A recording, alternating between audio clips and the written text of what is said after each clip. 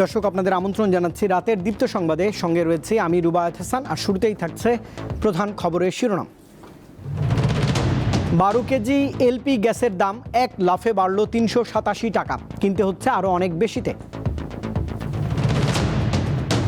বেশিরভাগ ফিলিং স্টেশনে নেই জ্বালানি তেল, চালানো যাচ্ছে না সেচ পাম্প ও ট্রাক্টর, বিপাকে কৃষক। জ্বালানি সংগ্রহে বিকল্প উৎস খোঁজার আহ্বান বিশেষজ্ঞদের, চুরি বন্ধে অভিযান জোরদারের পরামর্শ। সারা দেশে বাড়ছে হাম রোগে আক্রান্তের সংখ্যা, 24 ঘন্টাতে মারা গেছে 4 জন, হাসপাতালে ভর্তি 685।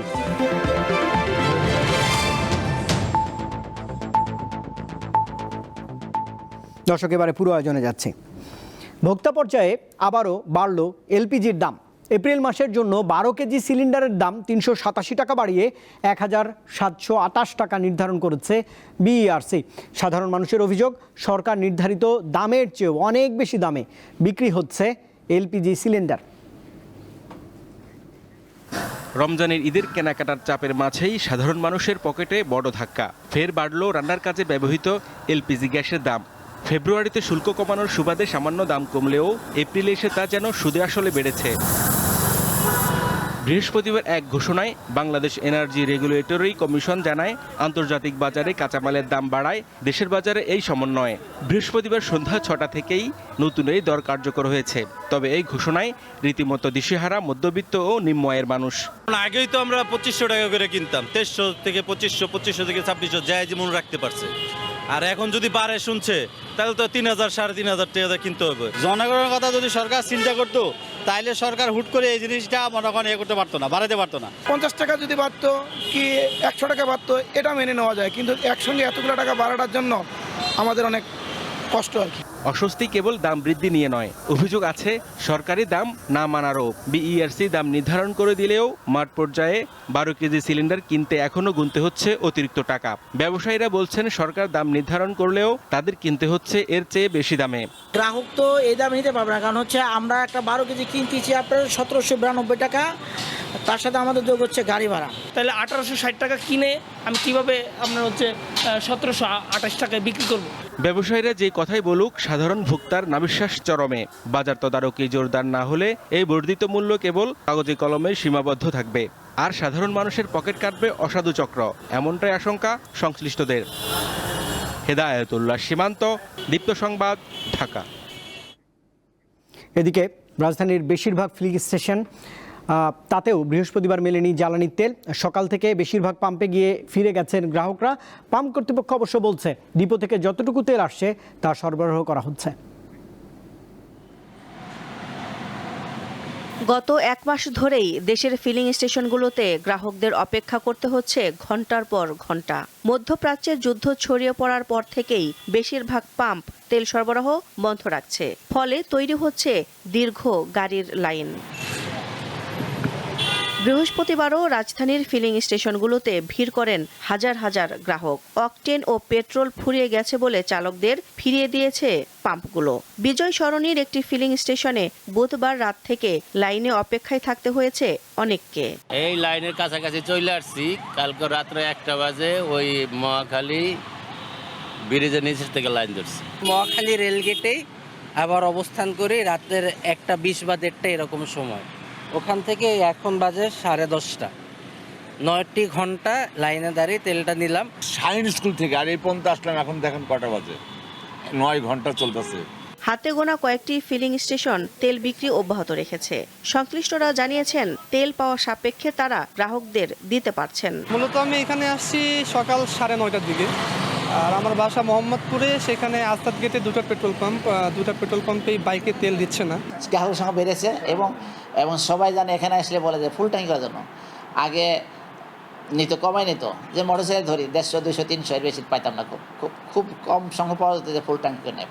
কিন্তু এখন সবাই এটা নিয়েছে, সবাই ফুল নেয়। তো আপনি যাই দেখেন, কেউ ফুল ট্যাঙ্ক ছাড়া নিচ্ছে না। রাজধানীর তেজগাঁও, বাড্ডা, গুলশান, উত্তরা, বনশ্রী, আসাদগেট, মিরপুর ও রমনা এলাকার বেশিরভাগ পাম্পে তেল সরবরাহ বন্ধ রয়েছে। দিলশা দানি, দীপ্ত সংবাদ, ঢাকা। সারা দেশে জ্বালানি তেল সংকটে জনগণের ভোগান্তি ক্রমেই বাড়ছে। এতে বিপদে পড়েছেন কৃষক, জেলে ও ক্ষুদ্র ব্যবসায়ী সহ নানা শ্রেণী পেশার মানুষ। কোথাও কোথাও পরিবহন শ্রমিকরা করছেন সড়কে অবরোধ। রাজশাহীর পাম্পগুলোতে মধ্যরাত থেকে অন্তত 7 ঘন্টা অপেক্ষা করে মিলছে জ্বালানি তেল। অধিকাংশ ফিলিং স্টেশনই বন্ধ। ডিপো থেকে তেল সংগ্রহ করতে পারা স্টেশনগুলোই শুধু খোলা থাকছে। মোটরসাইকেলের জন্য সর্বোচ্চ 500 টাকা এবং বড় গাড়িগুলো সর্বোচ্চ 2000 টাকার তেল নিতে পারছে। রাত 3টার সময় বাড়ি থেকে বের হয়েছি, সিরিয়াল 40। তারপর যখন খোলে পাম্প দেখি চরম অভাব ব্যবস্থাপনা। পাম্প কর্তৃপক্ষের 70-80 জন স্টাফ বলে তেল নিচ্ছে ভাই। প্রশাসনের লোকজনরা থাকে কিন্তু মানে প্রশাসন ওভাবে কিছুই দেখে না। বরগুনা সদর উপজেলায় জ্বালানি তেলের সরবরাহ পুরোপুরি বন্ধ রয়েছে। এতে চরম ভোগান্তিতে পড়েছে বিভিন্ন শ্রেণী পেশার মানুষ। জ্বালানি তেলের অভাবে গভীর সমুদ্রে যেতে পারছে না বরগুনার হাজারো জেলে। সিলেট বিভাগেও চলছে পেট্রোল পাম্প ও ফিলিং স্টেশন মালিকদের ধর্মঘট। মৌলভীবাজার ও সুনামগঞ্জে গত রাত থেকে বন্ধ রয়েছে সব ধরনের পেট্রোল ও গ্যাস ফিলিং স্টেশন। এর প্রতিবাদে বৃহস্পতিবার সিলেট মৌলভীবাজার সড়ক ও সুনামগঞ্জের সিনথিয়া পাম্পের সামনের সড়কে গাছ ফেলে যান চলাচল বন্ধ করে দেয় পরিবহন শ্রমিকরা। পাম্পে হঠাৎ করে তারা আন্দোলন করে নিল, তারা বন্ধ করে নিল। আমরা গাড়িটা নিছি কিস্তি লইয়া, কিলা কিস্তি দিব। সকাল থেকে না খেয়ে আসি আমরা, যাতে গ্যাস নিয়ে বাড়িতে ফিরতে পারি। নারায়ণগঞ্জে চাহিদার তুলনায় জ্বালানি তেল সরবরাহ কম। তবে সেনাবাহিনীর উপস্থিতিতে 4টি ডিপো থেকে লরি ও ব্যারেলের মাধ্যমে তেল সরবরাহ করা হচ্ছে। ময়মনসিংহের বিভিন্ন পেট্রোল পাম্পে মোটরসাইকেল ও গাড়ির দীর্ঘ সারি দেখা যাচ্ছে। দীর্ঘক্ষণ অপেক্ষার পরও অনেকে তেল না পেয়ে ফিরে যাচ্ছেন। এই পেট্রোল অকটেন আমার দেশে উৎপন্ন হয়, ডিজেল বাইরে টানা লাগে। একটা ট্রাক বাসের সিরিয়াল কোন পাম্পে দেখছেন? মোটরসাইকেলে কেন এত সিরিয়াল হইব? নিয়ে যাচ্ছে কর্তৃপক্ষ কিছু বলতেছে না। ঠিক আছে, আমরা তেল আদৌ পাবো কি পাবো না সেটাই বুঝতেছি না। এই ভোগান্তি থেকে পরিত্রাণের জন্য সরকারের কঠোর হস্তক্ষেপের আশা করছেন পরিবহন শ্রমিকরা। সাদিয়া চৌধুরী, দীপ্ত, বার্তা কক্ষ। এপ্রিল মাসে জ্বালানি তেলের কোনো ঘাটতি হবে না বলে দেশবাসীকে আশ্বস্ত করেছে সরকার। বৃহস্পতিবার সচিবালয়ে সংবাদ সম্মেলন করে একথা জানিয়েছেন জ্বালানি ও খনিজ সম্পদ বিভাগের যুগ্ম সচিব মনির হোসেন চৌধুরী।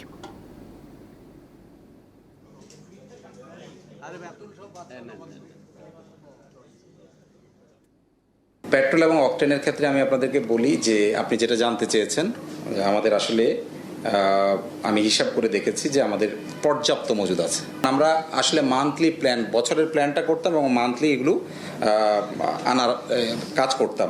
তো এখনও আমরা তাই করছি এবং কোনো সংকট ডিজেলের ক্ষেত্রেও নাই। এপ্রিল মাসটা আমরা পুরোপুরি নিরাপদ আছি। দেশে চাহিদা অনুযায়ী বিদ্যুতের কোনো ঘাটতি নেই বলে জানিয়েছেন বিদ্যুৎ, জ্বালানি ও খনিজ সম্পদ মন্ত্রী ইকবাল হাসান মাহমুদ। বৃহস্পতিবার জাতীয় সংসদে তিনি অবশ্য স্বীকার করেছেন গ্রীষ্মকালে জ্বালানি সংকট এবং অবকাঠামোগত সীমাবদ্ধতার কারণেই মাঝে মাঝে বিদ্যুৎ বিভ্রাট হচ্ছে। বৈশ্বিক যে অবস্থা, সারা পৃথিবীতে এইটা একটা বড় সমস্যা হয়ে গেছে। তারপরেও আমরা বাংলাদেশে এইটাকে সুষ্ঠুভাবে চালিয়ে নেওয়ার চেষ্টা করছি। কিন্তু মানুষের মধ্যে যদি প্যানিক বাইং সৃষ্টি হয়, সেটা রোধ করা একটু কঠিন। আমরা মানুষের কাছে অ্যাপিল করছি যে আপনারা যা প্রয়োজন তাই ক্রয় করেন, তার বেশি ক্রয় করেন না। জ্বালানি আধুনিক অর্থনীতির মেরুদণ্ড। সেই জ্বালানিই এখন সবচেয়ে বড় অনিশ্চয়তার নাম। বিশেষজ্ঞরা বলছেন বিকল্প উৎস থেকে সংগ্রহের পাশাপাশি জ্বালানি নিরাপত্তা পুনরুদ্ধারে কার্যকর অভিযান ছাড়া এই সংকট কাটানো কঠিন। ইরান যুদ্ধ যত দীর্ঘায়িত হচ্ছে ততই বাড়ছে জ্বালানি তেল নিয়ে অনিশ্চয়তা। এশিয়ার অনেক দেশের মতো এর প্রভাব পড়েছে বাংলাদেশেও। সরকারের নানা উদ্যোগ ও আশ্বাস সত্ত্বেও চাহিদা মতো জ্বালানি তেল মিলছে না। ক্ষোভ বাড়ছে সাধারণ মানুষের মধ্যে। অন্যদিকে অভিযান ও শাস্তির পরও থামছে না অবৈধ মজুদ ও কালোবাজারি। বিশ্ববাজারে অপরিশোধিত তেল ও এলএনজির মূল্য বৃদ্ধিতে দেশের আমদানি ব্যয়ও দ্রুত বাড়ছে। বিশ্লেষকদের হিসাবে বর্তমান পরিস্থিতিতে প্রতি মাসে অতিরিক্ত 760 থেকে 830 মিলিয়ন ডলার ব্যয় হচ্ছে শুধু জ্বালানি আমদানিতে। সামগ্রিক অর্থনীতিতে এর সরাসরি প্রভাব পড়ছে। একদিকে হলো যে জ্বালানির উৎস, সেটার বৈচিত্র্যকরণ, এবং একই সঙ্গে আমাদের কিন্তু এই যে মানে অস্থায়ী ভিত্তিতে কোনো রকমের চিন্তা ভাবনা না করে আসলে স্থায়ীভাবে চিন্তা করা। এর পাশাপাশি এটা কৌশলগত আসলে জ্বালানির ভান্ডার তৈরি করা, তো সেটা তৈরি করতে পারলে এটা খুবই লাভজনক হবে। আর একটা বিষয়ের কথা আমরা একেবারে চিন্তাই করছি না, যে ইস্টার্ন রিফাইনারি ক্যাপাসিটি সে তো আমাদের বাড়াতে হবে। সরকারকে ঘোষণা দিতে হবে যে জ্বালানি খাত সেবা খাত হবে, বাণিজ্যিক খাত হবে না। সরকার জনগণকে আস্থায় নিতে হবে সরকারকে, তাছাড়া সম্ভব না। এখন এইটা করা একদিকে, আর একদিকে এনার্জি রেগুলেটরি কমিশনকে নির্দেশ দেওয়া, কি করলে সুবিচার নিশ্চিত হবে তুমি নিশ্চিত করো, কি করে দুর্নীতি মুক্ত করলে দুর্নীতি মুক্ত জ্বালানি খাত নির্মাণ করা যাবে। বিশেষজ্ঞরা বলছেন চলমান পরিস্থিতিতে সাশ্রয়ী ব্যবহারের ওপর জোর দিতে হবে। একই সঙ্গে নিজস্ব ব্যবস্থাপনার উন্নয়ন, দক্ষতা বৃদ্ধি ও সমন্বিত পরিকল্পনার মাধ্যমে জ্বালানি নিরাপত্তা পুনরুদ্ধারের অভিযানে নামতে হবে। এই অবস্থায় একটু দক্ষ হয় এবং একই সঙ্গে আসলে জ্বালানি ব্যবহারে সাশ্রয়ী হওয়াটা খুব গুরুত্বপূর্ণ। তার কারণ ওইটা হলে তখন দেখা যাবে যে সরকারের উপরে যে অতিরিক্ত ব্যয়ের চাপ সেটা কমানো যাবে। এই সংকট থেকে দেশকে জ্বালানি নিরাপত্তা পুনরুদ্ধার অভিযানে মিশনে সরকার সফল হবে। এছাড়া অন্য কোনোভাবে এগুলো চিন্তা করা, বিকল্প চিন্তা করার কোনো উপায় নেই। এই খাতকে দুর্নীতিমুক্ত রাখতে অনিয়মের সঙ্গে জড়িতদের চিহ্নিত করে বিচারের আওতায় আনার তাগিদ দিয়েছেন সংশ্লিষ্টরা। স্বস্তিকা সিংহ, দীপ্ত সংবাদ, ঢাকা। দেশের জেলার হাসপাতালগুলোতে বাড়ছে হাম রোগে আক্রান্তের সংখ্যা। এদের বেশিরভাগই শিশু। কয়েকটি হাসপাতালে খোলা হয়েছে এরই মধ্যে আইসোলেশন ওয়ার্ড। 24 ঘন্টায় বরিশাল বিভাগে হামের লক্ষণ নিয়ে হাসপাতালে ভর্তি হয়েছে 115 জন। বর্তমানে বিভিন্ন হাসপাতালে মোট চিকিৎসা নিচ্ছেন 385 জন। এর মধ্যে 63 শিশুর হাম শনাক্ত হয়েছে। 24 ঘন্টায় সুস্থ হয়ে বাড়ি ফিরেছে 15 জন। কুষ্টিয়া জেনারেল হাসপাতালে চিকিৎসা নিচ্ছে 35 জন হামে আক্রান্ত রোগী। এদের মধ্যে প্রাপ্তবয়স্ক রোগীও রয়েছে। এছাড়া মেডিকেল কলেজ হাসপাতালে চিকিৎসা নিচ্ছে 60 জনের বেশি রোগী। কক্সবাজারে গত 5 দিনে হামে আক্রান্ত হয়ে মারা গেছে 2 শিশু। হাসপাতালে ভর্তি আছে 37 জন। কক্সবাজার পৌরসভা, মহেশখালী ও রামুসহ উপকূলীয় ও দুর্গম পাহাড়ি এলাকায় আক্রান্তের হার বেশি। কুমিল্লায় গত এক সপ্তাহে হামে আক্রান্তের সংখ্যা শতাধিক। বেশিরভাগের বয়স 6 মাস থেকে 5 বছর। রোগীর চাপ সামাল দিতে হিমশিম খাচ্ছে হাসপাতালগুলো। পাবনার জেনারেল হাসপাতালে ভর্তি রয়েছে 37 জন রোগী। এদের বেশিরভাগই শিশু। গত 24 ঘন্টায় নতুন আক্রান্ত হয়েছে 13 জন। রাজশাহী মেডিকেল কলেজ হাসপাতালে হামের উপসর্গ নিয়ে 117 জন রোগী ভর্তি রয়েছে। এদের মধ্যে শিশুর সংখ্যায় বেশি। ভোলা জেনারেল হাসপাতালে ভর্তি হয়েছে হামে আক্রান্ত 11 শিশু। পরিস্থিতি মোকাবেলায় হাম রোগীদের জন্য আলাদা আইসোলেশন ওয়ার্ড করা হয়েছে। গত 24 ঘন্টায় হামের লক্ষণ নিয়ে 21 শিশু ময়মনসিংহ মেডিকেল কলেজ হাসপাতালে ভর্তি করা হয়েছে। হাসপাতালটিতে চিকিৎসা নিচ্ছে মোট 79 জন। সানজিদা স্নিগ্ধা, দীপ্ত, বার্তাকক্ষ। স্বাস্থ্য অধিদপ্তর জানিয়েছে সারা দেশে 24 ঘন্টাতে হামের লক্ষণ নিয়ে হাসপাতালে ভর্তি হয়েছে 685 জন। এ সময়ে মারা গেছে 4 জন। এদিকে হামের প্রকোপ না কমা পর্যন্ত স্কুল বন্ধ রাখার নির্দেশনা চেয়ে হাইকোর্টে রিটও হয়েছে। একই সাথে উচ্চ পর্যায়ের তদন্ত কমিটি গঠনের নির্দেশনা চাওয়া হয়েছে। এটা মারাত্মক একটা ইস্যু। বাচ্চারা মারা যাচ্ছে, বড়রা জ্বরে ভুগছে এবং জ্বরটা কিন্তু খুবই সিরিয়াস। অনেক ডক্টরস বলছে যেটা করোনারই একটা আপডেটেড ভার্সন হতে পারে। সো বাচ্চাদের ইস্যুটা আমার মনে হয় খুব সিরিয়াসলি দেখা উচিত এবং এই কারণে আমি কোর্টের কাছে একটা ডিরেকশন চাচ্ছি যাতে until and unless the matter is resolved regarding the vaccine issue ততদিন যেন স্কুলের একটা সমসাময়িক বন্ধ দেওয়া হয়। প্রধানমন্ত্রী তারেক রহমানের সঙ্গে বাংলাদেশ পূজা উদযাপন পরিষদের একটি প্রতিনিধি দল সৌজন্য সাক্ষাৎ করেছে। বৃহস্পতিবার প্রধানমন্ত্রীর কার্যালয়ে তারা এই সাক্ষাৎ করেন। পরে এই সংগঠনটির সাধারণ সম্পাদক সন্তোষ শর্মা বলেছেন, হিন্দু সম্প্রদায়ের বিরুদ্ধে করা মিথ্যা মামলা প্রত্যাহারের আশ্বাস দিয়েছেন প্রধানমন্ত্রী তারেক রহমান।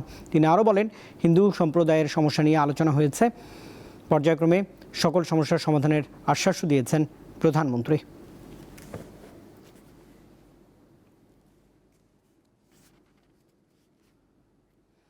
সাবেক প্রধানমন্ত্রী শেখ হাসিনার মৃত্যুদণ্ডের রায় বাতিল চেয়ে করা কোনো চিঠি পাননি বলে জানিয়েছেন আন্তর্জাতিক অপরাধ ট্রাইব্যুনালের চিফ প্রসিকিউটর।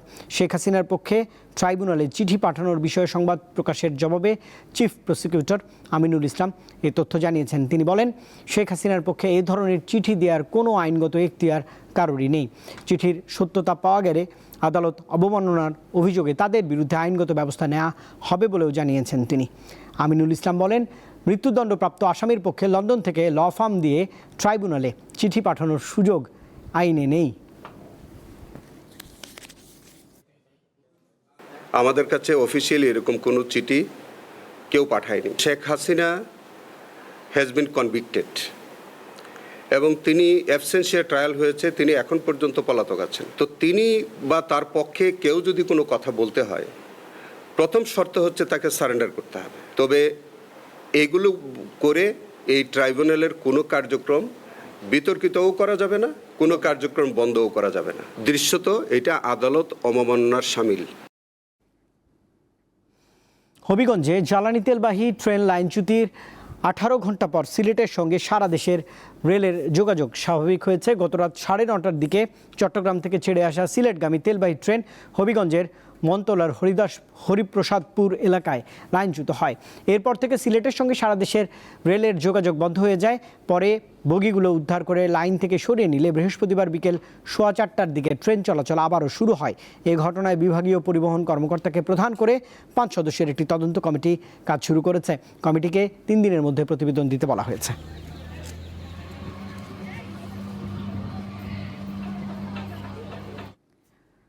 প্রায় 6,62,00,000 টাকা মূল্যের ডায়মন্ড এবং বৈদেশিক মুদ্রাসহ এক ভারতীয় নাগরিককে আটক করেছে বিজিবি। বৃহস্পতিবার যশোর বেনাপোল মহাসড়কের নওয়াপাড়া থেকে তাকে আটক করা হয়। আটককৃত ব্যক্তি জানিয়েছেন, তিনি ঢাকা থেকে ডায়মন্ডগুলো নিয়ে বেনাপোল সীমান্ত দিয়ে ভারতে পাচারের উদ্দেশ্যে যাচ্ছিলেন। তিনি ভারতের তামিলনাড়ু প্রদেশের বাসিন্দা। গত 1 মাস ধরে তিনি থাইল্যান্ড, মালয়েশিয়া, বাংলাদেশ এবং ভারতে একাধিকবার যাতায়াত করেছেন বলেও জানা গেছে।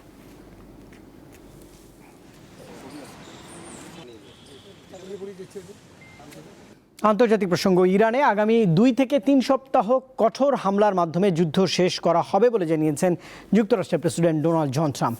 যুক্তরাষ্ট্রের স্থানীয় সময় বুধবার রাতে জাতির উদ্দেশ্যে দেওয়া টেলিভিশন ভাষণে ট্রাম্প আরও বলেছেন, যুক্তরাষ্ট্র এরই মধ্যে ইরানের নৌবাহিনী, ড্রোন এবং ব্যালিস্টিক ক্ষেপণাস্ত্র সক্ষমতাকে ধ্বংসস্তূপে পরিণত করেছে। আলোচনার মাধ্যমে সমাধান না হলে আবারও ইরানে বিদ্যুৎ কেন্দ্রগুলোতে কঠোর হামলার হুমকিও দিয়েছেন এই প্রেসিডেন্ট। মার্কিন প্রেসিডেন্ট ডোনাল্ড ট্রাম্পের এই হুমকির পর মধ্যপ্রাচ্যে অবিলম্বে যুদ্ধবিরতির আহ্বান জানিয়েছে চীন। অপরদিকে যুক্তরাষ্ট্র ও ইসরায়েল তুচ্ছ লক্ষ্যবস্তুতে হামলা চালাচ্ছে জেনে চরম ধ্বংসাত্মক হামলার হুঁশিয়ারি দিয়েছে ইরান। লেবাননে জলস্থল এবং আকাশপথে হামলা চালিয়ে হিজবুল্লাহর 40 যোদ্ধাকে হত্যার দাবি করেছে ইসরায়েল।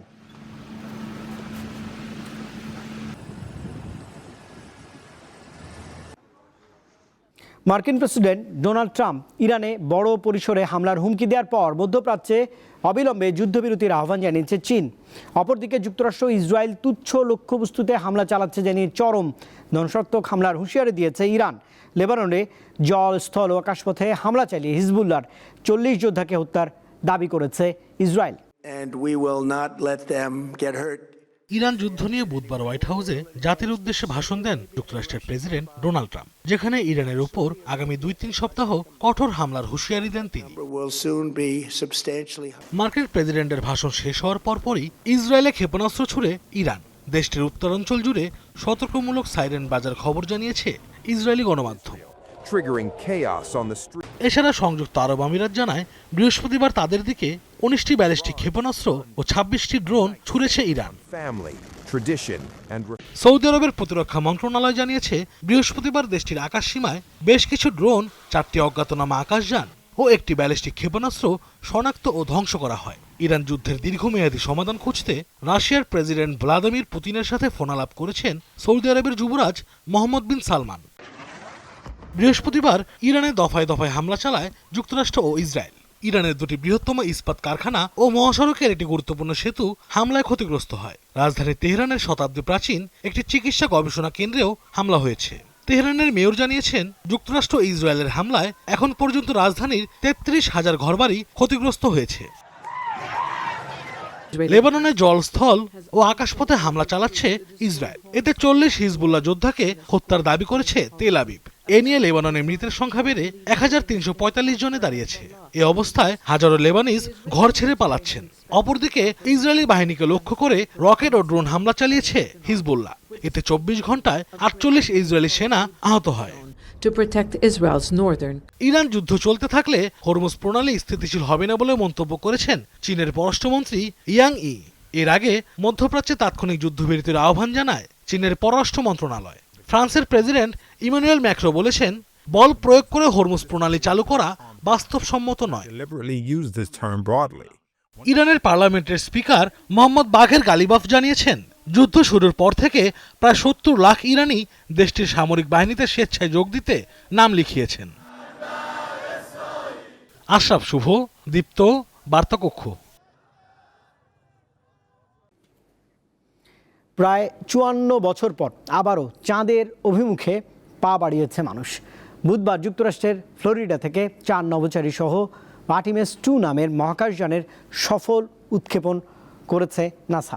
10 দিনের এই মিশনে চাঁদের চারপাশ প্রদক্ষিণ করে পৃথিবীতে ফিরে আসবেন নভোচারীরা।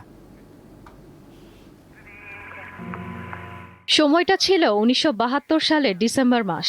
যুক্তরাষ্ট্রের মহাকাশ গবেষণা সংস্থা নাসার অ্যাপোলো অভিযানের সর্বশেষ নভোযান অ্যাপোলো 17 নভোচারী সহ চাঁদের বুকে অবতরণ করে। তখন যুক্তরাষ্ট্রের নভোচারী ইউজিন কার্নান চাঁদের বুকে হেঁটে বেড়ানোর সুযোগ পান। প্রায় 54 বছর পর আবারও চাঁদের উদ্দেশ্যে পাড়ি জমালো মানুষ। যুক্তরাষ্ট্রের ফ্লোরিডা থেকে ঐতিহাসিক আর্টেমিস 2 মহাকাশযান সফলভাবে উৎক্ষেপণ করেছে নাসা। যুক্তরাষ্ট্রের স্থানীয় সময় বুধবার ফ্লোরিডার কেনেডি স্পেস সেন্টার থেকে নাসার মহাকাশযান আর্টেমিস 2 এর ওরিয়ন ক্যাপসুলে করে 4 জন নভোচারী যাত্রা শুরু করেন। নাসা জানিয়েছে ক্যাপসুলটি প্রায় 15 ফুট চওড়া ও 9 ফুট উঁচু। পরবর্তী 24 ঘন্টার মধ্যে এই ক্যাপসুল কক্ষপথে পৌঁছবে। সেখানে বিভিন্ন প্রযুক্তিগত পরীক্ষা নিরীক্ষা শেষে সবকিছু ঠিক থাকলে এটি চাঁদের দিকে যাত্রার চূড়ান্ত সবুজ সংকেত পাবে। এই মিশনে অংশ নিয়েছেন যুক্তরাষ্ট্রের Reid Wiseman, Victor Glover, Christina Koch এবং কানাডিয়ান স্পেস এজেন্সির জেরেমি হ্যানসেন। বিশেষ এই মিশনে নভোচারীরা সরাসরি চাঁদের মাটিতে অবতরণ করবেন না। 10 দিনের এই মিশনে তারা চাঁদের চারপাশ প্রদক্ষিণ করে পৃথিবীতে ফিরে আসবেন। মানুষবাহী এই পরীক্ষামূলক অভিযানের মূল লক্ষ্য চাঁদে নিয়মিত যাতায়াত শুরু করা। 2028 সালের মধ্যে চাঁদের দুর্গম দক্ষিণ মেরুতে আবারও মানুষের অবতরণের লক্ষ্য নির্ধারণ করেছে নাসা। চীনের সঙ্গে ক্রমবর্ধমান মহাকাশ প্রতিযোগিতার মুখে যুক্তরাষ্ট্রের এই মিশনকে অত্যন্ত গুরুত্বপূর্ণ মনে করা হচ্ছে। চীনও 2030 সালের মধ্যে চাঁদে নভোচারী পাঠানোর লক্ষ্য নিয়ে কাজ করছে। যুক্তরাষ্ট্র এই মিশনের অভিজ্ঞতাকে কাজে লাগিয়ে চাঁদের খনিজ সম্পদ আহরণ এবং ভবিষ্যতে মঙ্গলের মতো দূরবর্তী গ্রহে মানুষের বসতি স্থাপনের পথ সুগম করতে চায়। ইশরাত সুমা, দীপ্ত, বার্তাকক্ষ। এবারে খেলার খবর জানাবো। এশিয়ান গেমস হকির বাছাই পর্বে চাইনিজ তাইপেকে 4-3 গোলে হারিয়ে শুভ সূচনা করেছে বাংলাদেশ হকি দল। ব্যাংককের রয়্যাল থাই এয়ারফোর্স হকি মাঠে শুরুতে গোল হজম করতে হয় বাংলাদেশ দলকে। সেখান থেকে ঘুরে দাঁড়িয়ে শেষ পর্যন্ত 4-3 গোলের জয় পায় বাংলাদেশ। জোড়া গোল করেছেন আশরাফুল ইসলাম, অন্য দুটি গোল করেছেন আমিরুল ইসলাম এবং দিন ইসলাম। আগামীকাল নিজেদের দ্বিতীয় ম্যাচে শ্রীলঙ্কার মুখোমুখি হবে বাংলাদেশ দল। বাছাইয়ে 9 দলের মধ্যে শীর্ষ 6টি দল এশিয়ান গেমসে খেলার সুযোগ পাবে। প্রতিযোগিতা শেষ হবে আগামী 10 এপ্রিল।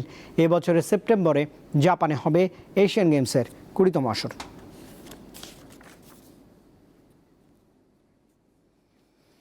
সাফ অনূর্ধ্ব 20 চ্যাম্পিয়নশিপের ফাইনালে আগামীকাল ভারতের মুখোমুখি হবে বাংলাদেশ দল। মালদ্বীপের জাতীয় স্টেডিয়ামে ম্যাচটি শুরু হবে বাংলাদেশ সময় রাত 9টায়। নেপালকে হারিয়ে আগেই ফাইনালে জায়গা করে নিয়েছে বাংলাদেশ। অপেক্ষা ছিল দ্বিতীয় সেমিফাইনালের ফলের দিকে, সেখানে সহজেই ভুটানকে উড়িয়ে দিয়েছে ভারত। তাতে সাফ অনূর্ধ্ব 20 চ্যাম্পিয়নশিপের শিরোপা লড়াইয়ে দেখা হচ্ছে বাংলাদেশ এবং ভারতের। টুর্নামেন্টে গ্রুপ পর্বেও দেখা হয়েছিল এই দুই দলের। শুরুতে পিছিয়ে পড়ে ভারতের সঙ্গে 1-1 গোলে ড্র করেছে বাংলাদেশ অনূর্ধ্ব 20 দল।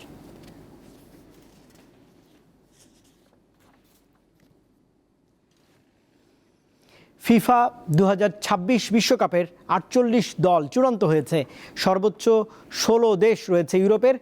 10 দল নিয়ে 2-এ রয়েছে আফ্রিকা। আর এশিয়া থেকে খেলবে 9টি দেশ। 52 বছর পর বিশ্বকাপ খেলবে হেইতি এবং ডিআর কঙ্গো। ইরাক সুযোগ পেয়েছে প্রায় 40 বছর পর। ফুটবল বিশ্বকাপের এবারের আসরে প্রথমবারের মতো 48টি দল অংশ নিচ্ছে। ফলে সব মহাদেশ থেকে বিশ্বকাপে অংশগ্রহণকারী দেশের সংখ্যা বেড়েছে। আগে ইউরোপ থেকে 13টি দেশ সুযোগ পেত, এবার পাচ্ছে 16টি দেশ। 10 দল নিয়ে এই তালিকায় 2-এ আছে আফ্রিকা মহাদেশ। আর এশিয়া থেকে বিশ্বকাপে সুযোগ পেয়েছে 9টি দেশ। 52 বছর পর বিশ্বকাপে ফিরেছে আফ্রিকা ডিআর কঙ্গো। এই মহাদেশে বাকি 9টি দেশ হচ্ছে Algeria, Cape Verde, Ivory Coast, মিশর, Ghana, Morocco, Senegal, South Africa ও তিউনিসিয়া। আন্তঃমহাদেশীয় প্লে অফে বলিভিয়াকে হারিয়ে 40 বছর পর বিশ্বকাপে ফিরেছে ইরাক। এর আগে শুধু 1986 বিশ্বকাপে খেলেছিল দেশটি। এছাড়া ইউরোপীয় প্লে অফ ফাইনালে কসোভোকে হারিয়ে 24 বছর পর বিশ্বকাপে ফিরেছে তুরস্ক। স্বাধীন রাষ্ট্র হিসাবে মাত্র দ্বিতীয়বার বিশ্বকাপে জায়গা করেছে চেক প্রজাতন্ত্র বা চেকিয়া। প্রথমবার খেলেছিল 2006 আসরে। এর আগে চেক স্লোভাকিয়ার অংশ হিসাবে 8 বার বিশ্বকাপে খেলেছে দেশটির খেলোয়াড়রা। লাতিন অঞ্চল বা কনমেবল অঞ্চল থেকে আগে সরাসরি 4টি দল খেলার সুযোগ পেত। একটি দল প্লে অফ খেলে মূল পর্বে খেলার সুযোগ থাকলেও এবার এই অঞ্চলে একটি দেশ বেড়েছে। আর্জেন্টিনা, ব্রাজিল, উরুগুয়ে, কলম্বিয়া ও ইকুয়েডরের সাথে এবার নাম লিখিয়েছে প্যারাগুয়ে। আগামী 11 জুন বিশ্বকাপে উদ্বোধনী ম্যাচে ঐতিহাসিক আজতেকা স্টেডিয়ামে মাঠে নামবে স্বাগতিক মেক্সিকো ও সাউথ আফ্রিকা। মেক্সিকোর সঙ্গে সহ আয়োজক দেশ হিসেবে রয়েছে যুক্তরাষ্ট্র, কানাডা। 19 জুলাই নিউ জার্সি মেট লাইফ স্টেডিয়ামে ফাইনাল দিয়ে পর্দা নামবে এবারের 23তম বিশ্ব আসরের। মোহাম্মদ হাসিব, দীপ্ত স্পোর্টস। বিশ্বকাপের আগে নিজেদের ঝালিয়ে নিতে স্কটল্যান্ডের মাটিতে একটি ত্রিদেশীয় সিরিজ খেলবে বাংলাদেশের মেয়েরা। সেখানে বাংলাদেশ ছাড়াও থাকবে স্কটল্যান্ড এবং নেদারল্যান্ডস।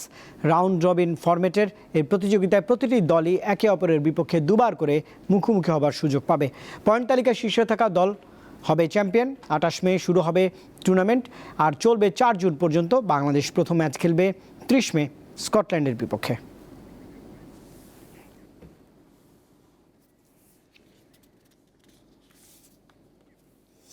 দর্শক, এই খবরের সঙ্গেই শেষ করছি। রাতের দীপ্ত সংবাদ শেষ করার আগে প্রধান খবরের শিরোনাম থাকছে আরেকবার। 12 কেজি এলপি গ্যাসের দাম এক লাফে বাড়ল 387 টাকা। কিনতে হচ্ছে আরও অনেক বেশি দামে। বেশিরভাগ ফিলিং স্টেশনে নেই জ্বালানি তেল, চালানো যাচ্ছে না সেচ পাম্প এবং ট্রাক্টর, বিপাকে কৃষকরা। জ্বালানি সংগ্রহে বিকল্প উৎস খোঁজার আহ্বান বিশেষজ্ঞদের। চুরি বন্ধে অভিযান জোরদারের পরামর্শ।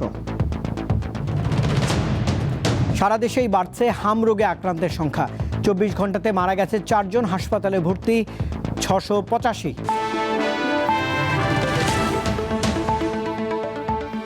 আর দর্শক, এই ছিল এখনকার মতো। সঙ্গে থাকবার জন্য ধন্যবাদ সবাইকে। আরও তথ্য বিনোদনের জন্য আপনি যুক্ত থাকতে পারেন দীপ্ত টেলিভিশনের ডিজিটাল প্ল্যাটফর্মগুলোতে।